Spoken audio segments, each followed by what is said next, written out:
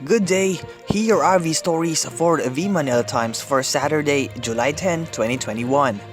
The squabble inside the Partido Demokratiko Pilipino Lakas ng Bayan or PDP-Laban is expected to worsen after its National Executive Committee or NEC expelled Energy Secretary Alfonso Cusi and two other party mates, accusing them of violating the party's constitution. In a statement released on Friday, PDP-Laban Executive Director Ron Monsayak said the party president, Senator Emmanuel Manny Pacquiao, and the executive committee decided to expel Cusi, the PDP-Laban Vice Chairman, Deputy Secretary General Melvin Matibag, and Membership Committee Chief Astra Naik for endorsing the potential presidential run of Davao City Mayor Sara Duterte Carpio, the daughter of President Rodrigo Duterte. Cusi, Matibag, and Naik showed allegiance to a political party apart from PDP-Laban, the ouster order stated. In a statement issued Friday night, Cusi belittled the order to expel him, claiming Pacquiao was demeaning himself by resorting to underhanded tactics and is clearly misguided.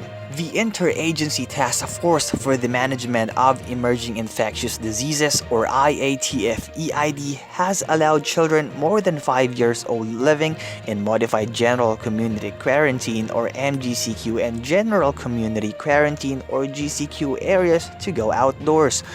Palace spokesman Harry Roque Jr. on Friday said the children can roam in parks, playgrounds, beaches, biking and hiking trails, and outdoor tourist sites.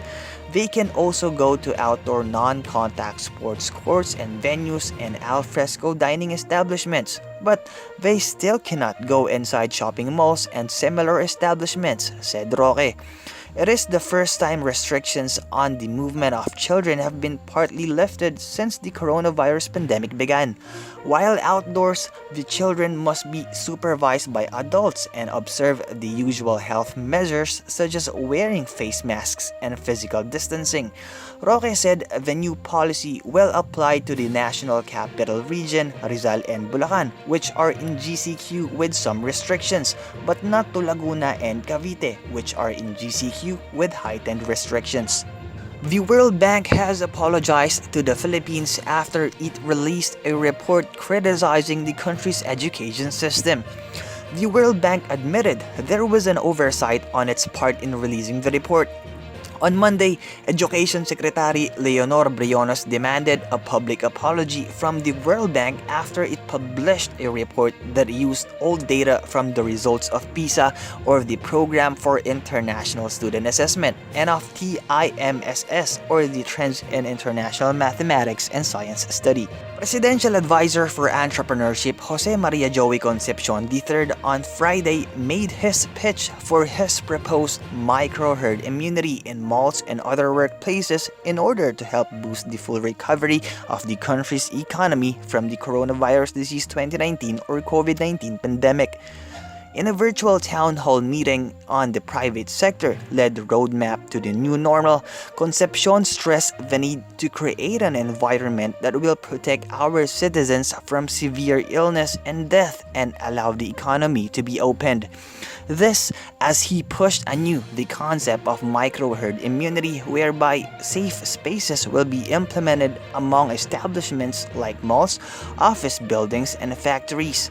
Concepcion said micro-herd immunity could be achieved by vaccinating 80% of employees in order to make establishments safe spaces. Senator Emmanuel Manny Pacquiao has created an independent body to investigate the ongoing rehabilitation of strife-torn Marawi City. At least 350,000 residents were displaced by the 5-month battle in 2017 between government forces and the IS-backed KUWTT and Abu Sayyaf groups. President Rodrigo Duterte had formed Task Force Bangon Marawi or TFBM, composed of government agencies tasked to rehabilitate the Islamic city. But the Marawi-based Moro Consensus Group headed by certain Drieza Lininding alleged there was a corruption in the ongoing rehabilitation.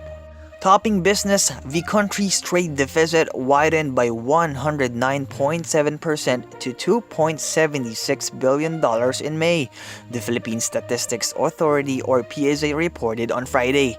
Preliminary data from the PSA showed that the balance of trade in goods, the difference between the value of exports and imports, stood at a deficit of $2.76 billion, 109.7 wider than the $1.31 billion shortfall in May 2020.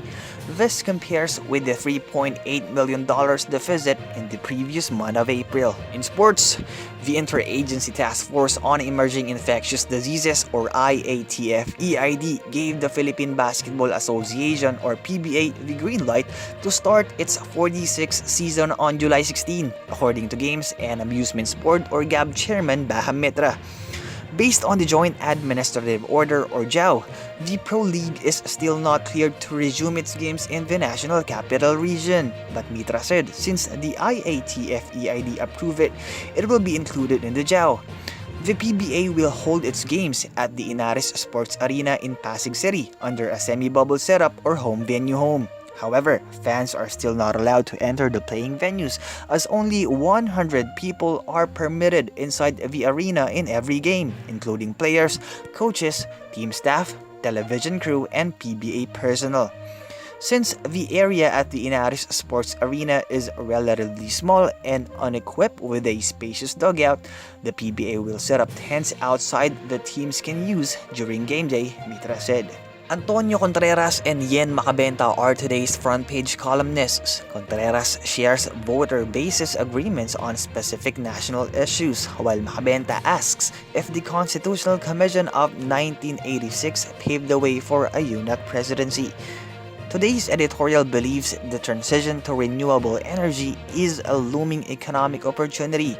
Read a full version on the paper's opinion section or listen to the Voice of the Times. For more news and information, get a copy of the Manila Times on print, subscribe to its digital edition, or log on to www.manilatimes.net. Follow us on Twitter, Facebook, or Instagram and keep up with the Times. On behalf of the Manila Times, this is Christian Cromaganoy reporting.